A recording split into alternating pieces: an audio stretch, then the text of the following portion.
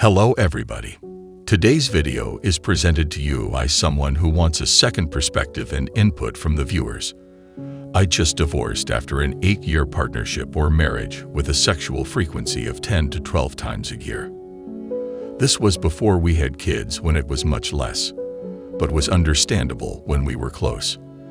This is from a woman who never reads, but she read all 3 50 Shades books in one weekend.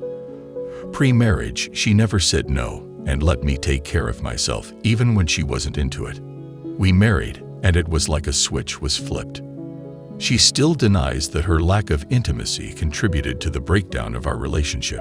She simply remarked that things would not have ended if I had bought her more flowers, been more romantic, and paid her more attention. Ironically, she says she needs closeness as much as I do, which I believe is more of a you-go-girl battling with males mentality.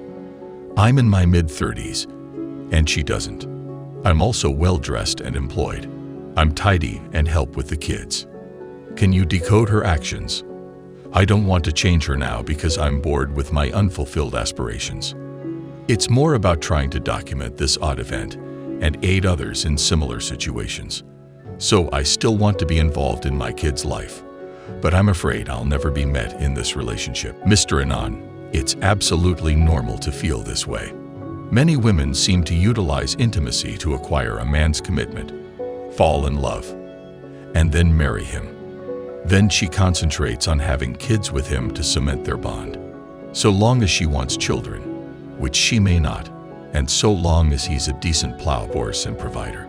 The carrot is intimacy, and she must use her charms to achieve it. With each bit of what she desires, she gives him pleasure, but then takes it away and creates the next obstacle for him to cross. After that, she moves on to the next thing, before cooling off again. I'm delighted you didn't buy your flowers and didn't become a simp.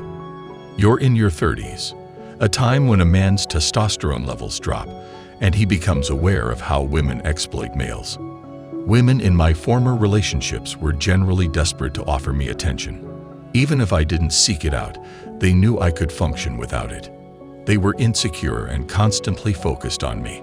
I could sense the desperation in their eyes, and they often forced me to be physical with them. I believe they did this to feel desired. I didn't protest because I was young and having fun, but it seemed odd because I was always told that males were aggressive. When it came to pairing bonding, I had the opposite impact, unaware that their insecurities were driving their attention toward me. Buying flowers was a phase I went through with an ex-girlfriend. In return for my attention, she expected me to be romantic. This all seems to be part of the female games women play to win over their partner's attention. Most women appear to crave masculine power so much that they demand everything from him.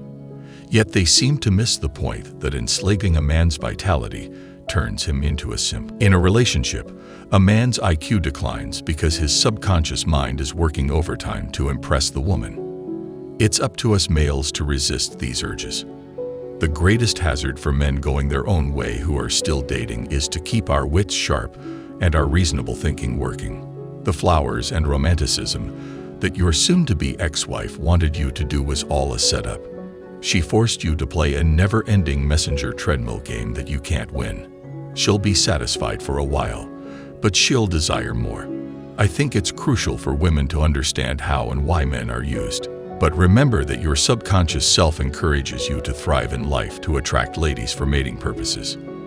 Even after this marriage, you can produce more effectively if you know that your subconscious mind is urging you to attain goals related to reproduction, deceiving or hijacking your brain to generate more money for you to enjoy. The subconscious assumes that all your efforts would attract the lady by increasing your resources to attract her. Your ex-subconscious wife's mind, like many women's, is geared to extract more and more from you. And the sad truth is that most guys enjoy being simps. In the end, I refused to become a simp because it made me feel guilty for giving in to her demands. It wasn't about the money, but the overall concept. It makes me sick to my stomach just thinking about it. What's remarkable is that all of her male pals, including myself, can manage their sexual appetites, and she hasn't. The fact that neither she nor any of our male pals ever get around to desiring children or family struck me as odd as well. That's all for today. Take care.